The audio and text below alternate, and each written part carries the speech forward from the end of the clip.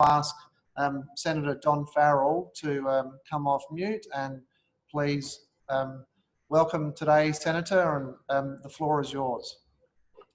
Thank you, Sean. Can you hear me? That's the first question. Can you hear me? There we go. I think something popped up.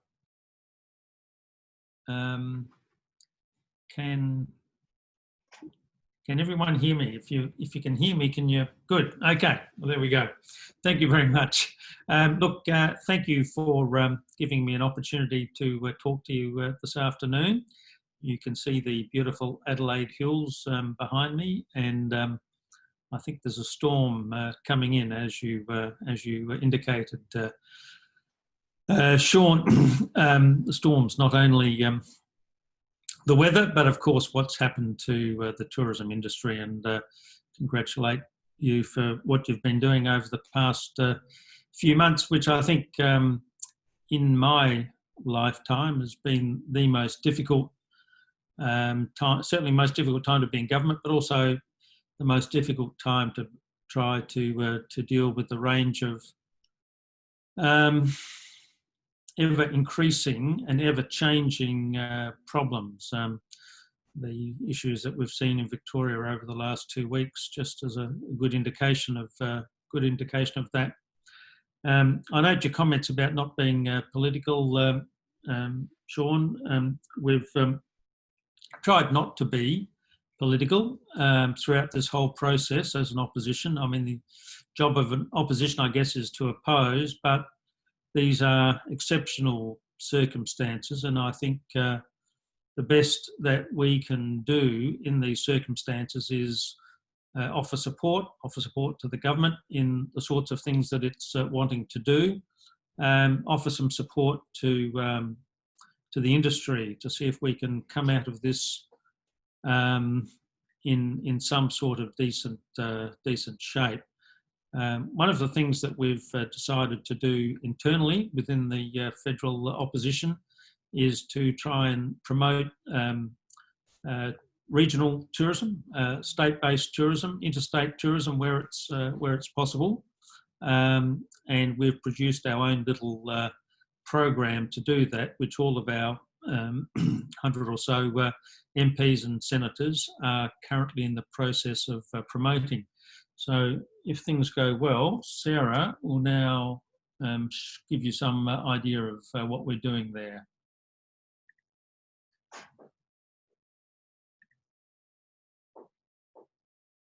So it's Holiday at Home, it's called.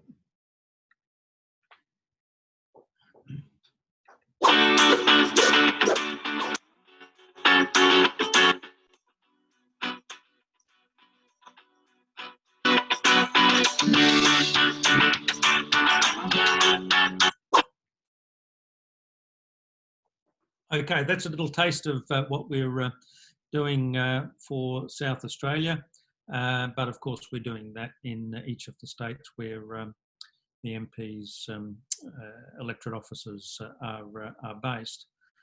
So that's a little contribution we're trying to make to the industry. That's a little visit I made to the Adelaide Hills a couple of weeks ago, where we got some local tourism identities to come forward and say something and try and promote the program. I spent the weekend out in the Clare Valley, strangely enough, and talking with some of the operators out there. I guess one of their complaints was that they're getting plenty of people out there. In fact, we're just off the Riesling Trail, and there's certainly plenty of people using the Riesling Trail, but they're not always having enough room for the people that are going out there. I don't know if anybody else is having that particular experience in South Australia, but I guess that's a good thing. But look, I'm happy to sort of answer the question, Sean, that anybody might have. I know some people gave us some pre-advice about it, so I'm happy to answer those questions if you'd like. Thanks very much, Don. Maybe I'll go to you first, Rodney. I see you there, Rodney Twist. Over to you to ask your question, Rodney. Come off mute and please ask your question to the Senator.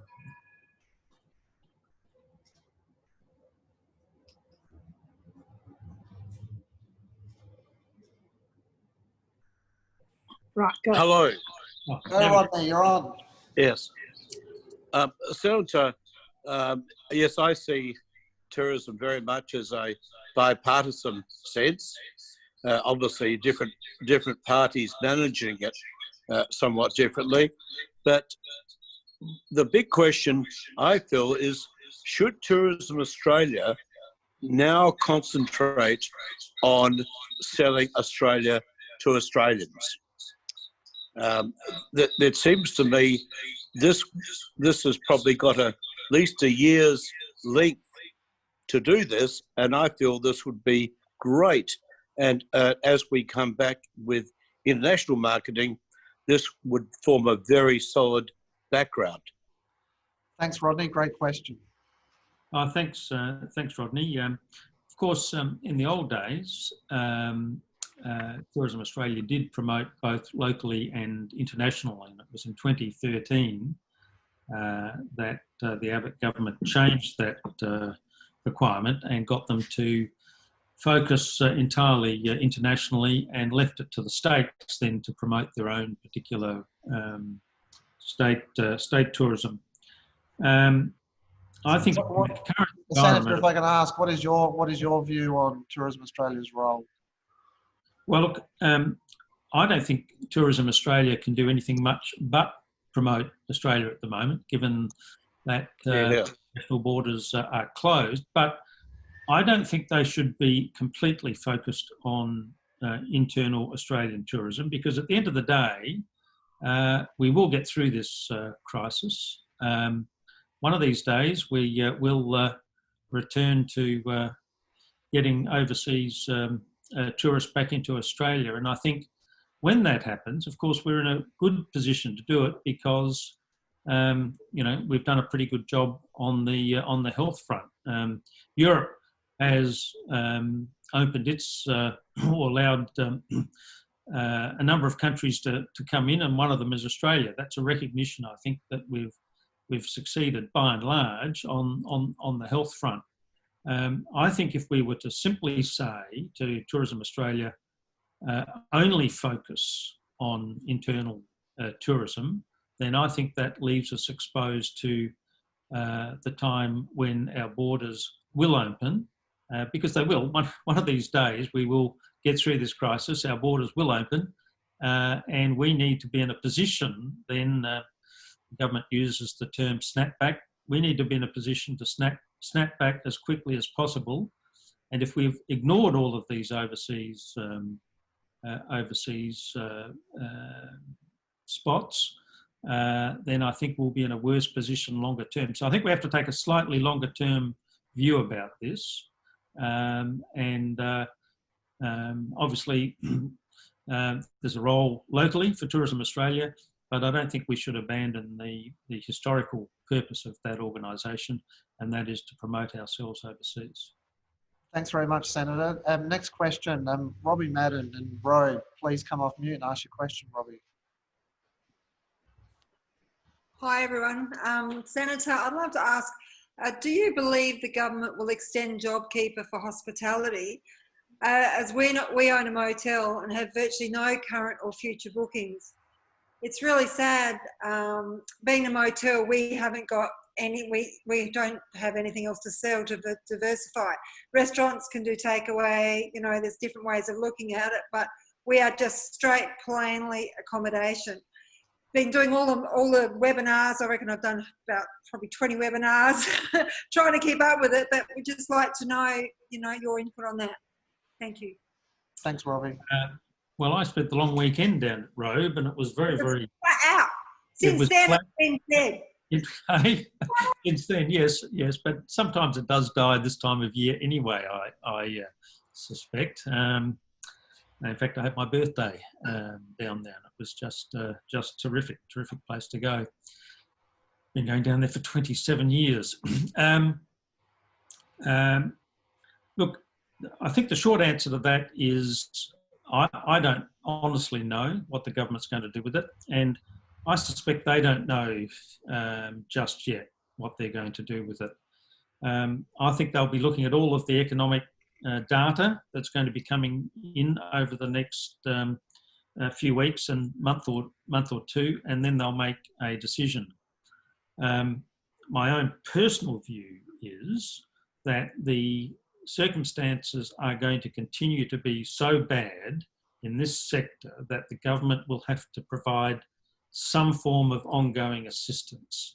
Otherwise, we're going to fall off a cliff here. So we've only got to see what's happened in Victoria in the last couple of weeks. If something like that translates to other states, we're in a heap of trouble, and it affects confidence. I'm trying to get to a Senate hearing in Darwin in a couple of weeks' time. I was intending to can't fly out of Adelaide anymore to Darwin. I was going to fly out of Melbourne, but of course it's highly likely that you won't be able to fly out of Melbourne, so I've got to find some other way of getting there. The uncertainty, I think, is killing people at the moment. We need to get some certainty back. I don't think that's going to happen overnight. And I think if the government doesn't do something to continue to extend support in this industry, then we're just going to be in a heap of trouble. And for that reason, I think the government will do something. What they will do, whether it'll be exactly JobKeeper or some other specific program for the industry, but I can't see the government can leave this industry without some support into the future. Senator, can I ask, does the Labor Party have a position on JobKeeper, or it's still policy that's been discussed? Well, all along we've said that the government didn't go far enough with JobKeeper. I'm mindful of your comments about not being political about this. We have said all along that the government should have gone further and longer. So that's our position. We think when the government originally announced this program, it was going to cost $130 billion. When the figures were revised, it was going to be $70 billion. We certainly supported the $130 billion figure. So I think the truth is that there is money there that's capable of being put into this particular industry. I mean, this is not the only industry that's in trouble, but look, have a look at Virgin. What's happening there. If we don't get 2 airlines back in the air pretty soon, we're in for a long winter, but a long period of very difficult time. So I think I think the government will respond. I think they have no choice but to respond, and when they do, we'll be supporting them. Thanks very much, Senator. Next question to Simon Westaway from the Australian Tourism Industry Council. Please come off mute, Simon.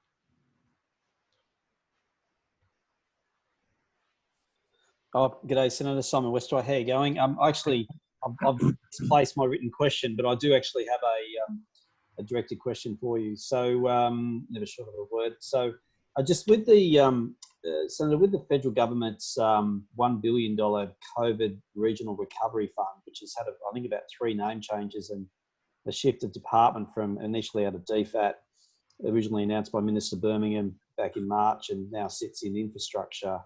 And we've seen obviously a list of initiatives that have been funded through that. Very few of those really have any great purity around tourism.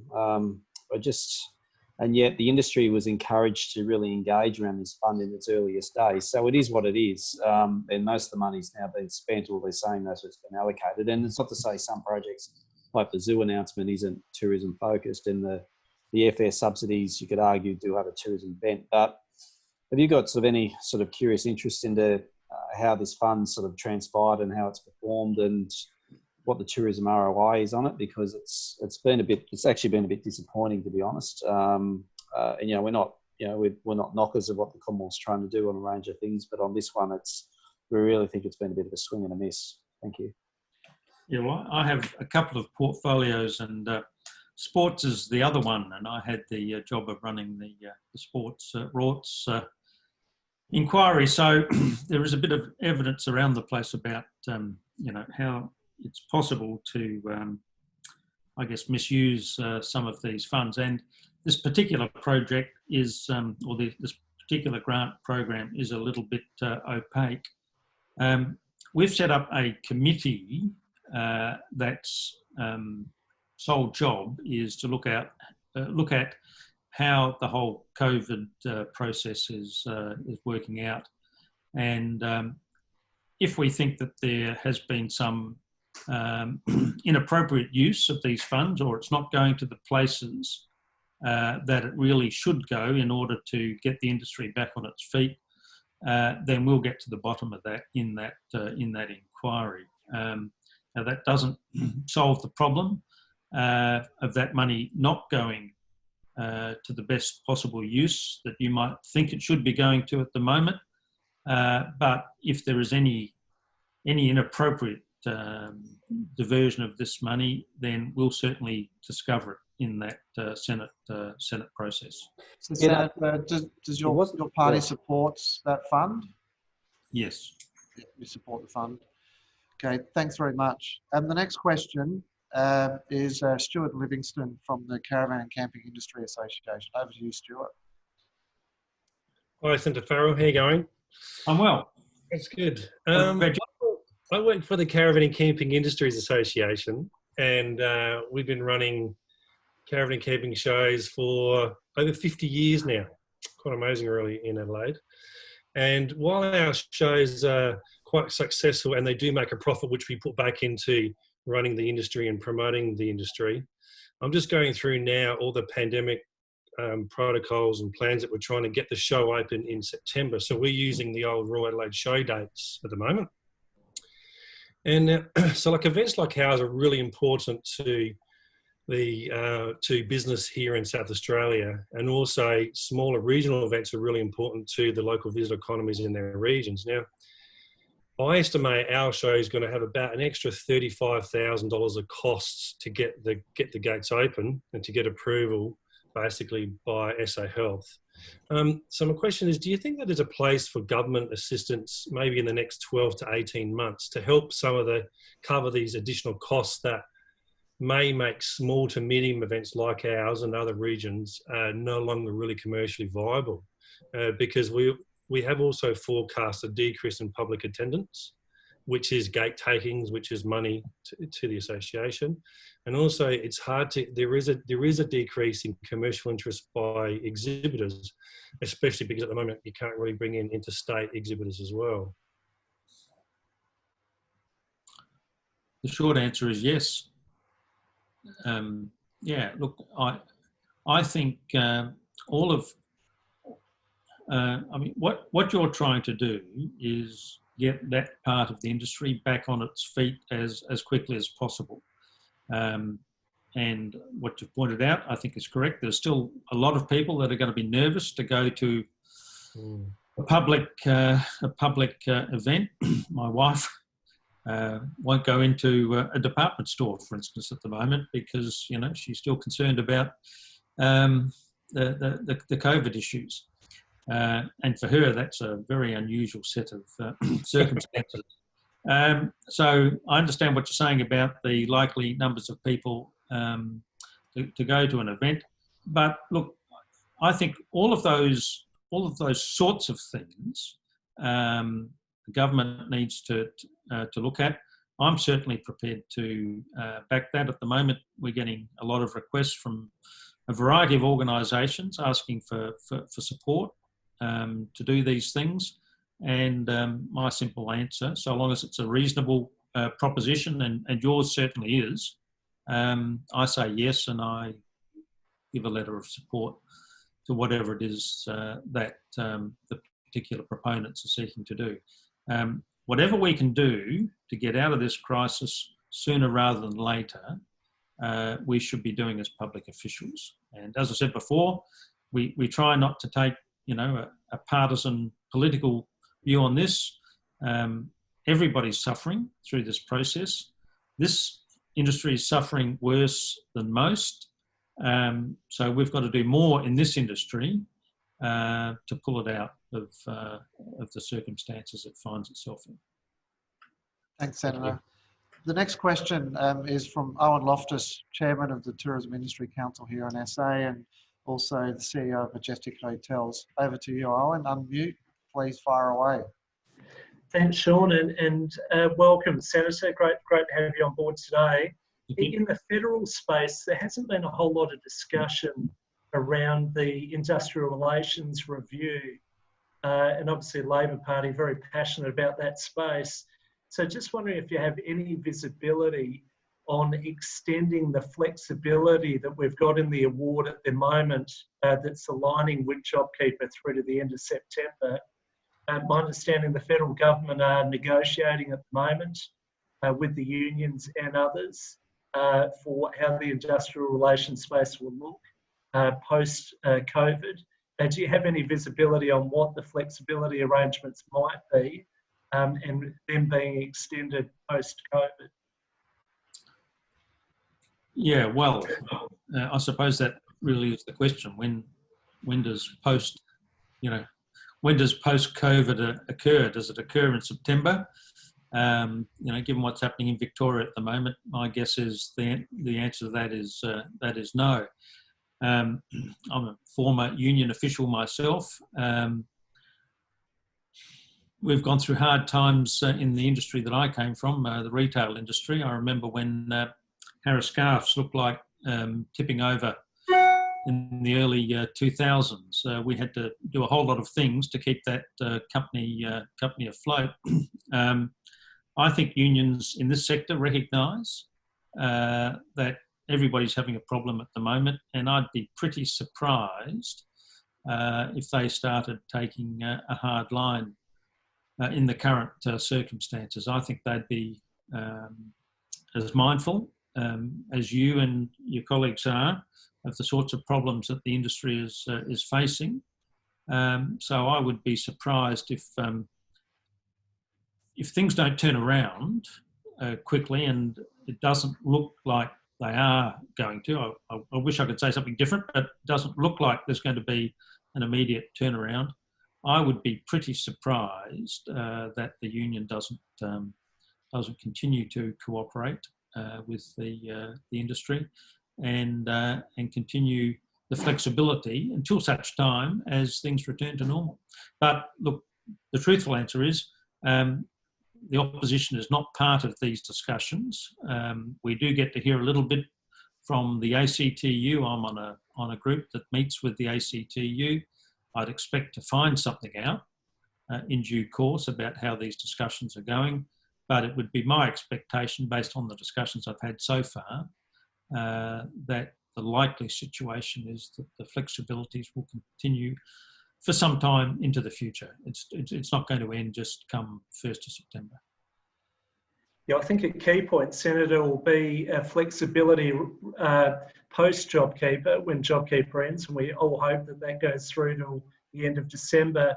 Flexibility specific around redundancies in transitioning out of JobKeeper. There hasn't been much discussion, but I'm certainly hearing that within our sector, that is the key area that the current flexibility arrangements don't cover off. No. Well, look, I'd be surprised if that's not one of the topics that's on the discussion, high up on the discussion list between the government and the unions. I mean, I'm sure you don't want to make people redundant if you don't have to. So anything that can be done to make things easier into the future, hopefully will be done. And I'd be reasonably confident that, given the circumstances we find ourselves in, that the unions will be cooperative in working through those issues. Thanks, Senator. The next question is from Heather Pascoe-Smith, Expanding Horizons. Heather, please ask your question. Hi, Senator. I'm Heather from Expanding Horizons, and it's just been obvious to me through COVID-19 that there's been a real discourse between the state and federal decisions in regard to restrictions and directives for the tourism industry. Many of our businesses, and especially my business, actually work across state borders and depend on people from interstate coming into South Australia. So can you see a future where the federal government can take some lead on this to promote and encourage unity between the state tourism authorities rather than competition? And that's from both a domestic and an inbound perspective. Because, you know, so much more would be achieved if we actually work together on this and not in competition. Look, I agree with absolutely everything you've just said there, Heather. The problem is that, you know, the government's established this essentially a federal body to try and work through all of these issues. But clearly the premiers sometimes get different medical advice than the Prime Minister. And I think while there's competing medical advice about what to do, I'm not sure that we're going to get the uniformity that you're looking for. I mean, the Prime Minister's made it very clear he wants the borders open. Premier Andrews says, look, I'm not going to go along with that until such time as I'm satisfied that the health situation is under control. Who's right in those circumstances? Is the Prime Minister right that the borders should be open? Or is Premier Andrews right in that he's introduced a fresh lockdown overnight? Well, we've got, I guess that there is certainly differences in the health advice, but just as an example, in most of the states in South Australia now, tour operators can travel with no restrictions on their coaches, whereas, and I know we're at a South Australian forum here, so I apologise to everyone, but in Queensland there are restrictions. So all the rest of Australia aren't. So if you have a tour, for instance, that is crossing into 2 states from South Australia and includes New South Wales and Victoria and Queensland, all the borders are open, you know, so you can actually do that, but you can't have the same number of people on the tour because each of the social distancing is different and the number of people that you can have on a coach. Yeah. Doesn't make sense.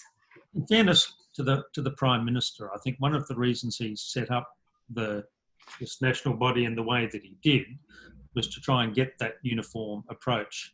But look, at the end of the day, we're a federation, not a dictatorship. The states can make their own decisions about these things and are making their own decisions about these things. I agree with you that uniformity would be the best possible outcome. But of course, that doesn't necessarily mean you get the result you want. Uniformity might be the smallest number of people, not the largest number of people. So look, what can I say? We're a federation. The states have got powers to make these decisions about their own states. They're making those decisions, rightly or wrongly. I think the best result we're going to get is cooperation between the Commonwealth and the states. But at the moment, that is resulting in different outcomes depending on the state. And I don't think that's about to change anytime soon, to be perfectly honest. Thanks, Senator, and good question, Heather. And I think it's a great example that you've highlighted there in terms of businesses looking for certainty, and it's obviously a very fluid situation that we're in. Keith, I might go to you. Keith Conlon, Heritage. You've made a comment on the chat line. Would you like to ask the Senator a question around heritage?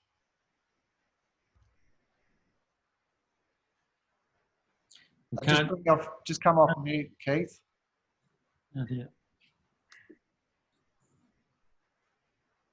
To me, Senator Jeff. Go again now, Keith. You're off mute. Yeah. Thanks very much. And Senator, it's the first time we've never heard your toll. phones. Heritage is an area that's a bit underdone, and in a way, of course, at the moment, we've got just upfront issues that we've got to deal with. But ultimately, down the track, the Heritage Council in South Australia, and we're not alone, think that there's a lot to be done in the area, but it's been a bit lost in recent years. Do you think that there's a way in which the people on the ground who support it can get a bit more support, whether they're running tourism within heritage places or whether they're heritage guides and so on? They know it works. Is there a chance that we can bring forward some policy in the future that recognises that and acknowledges them? Thanks, Keith. Look, I think now's the time to be, pushing that issue. I think there's a recognition that in order to come out of this terrible time that we're experiencing, we're going to have to do a whole lot of extra things that in the past perhaps weren't supported in the way that they should have been. The government, you've only got to see how much money has gone out the door in terms of the JobKeeper and the Job Seeker project. I think the government is currently, state and federal governments are up for extra spending, extra commitments, and I think now's the time to pursue those issues. Thanks, because we think that it's a really good regional job creator. It's one that can get the dollars out there, because we have rich heritage, and it's a question of then of giving some people some support and maybe also giving people the stories that they can tell. Yeah. Thank you.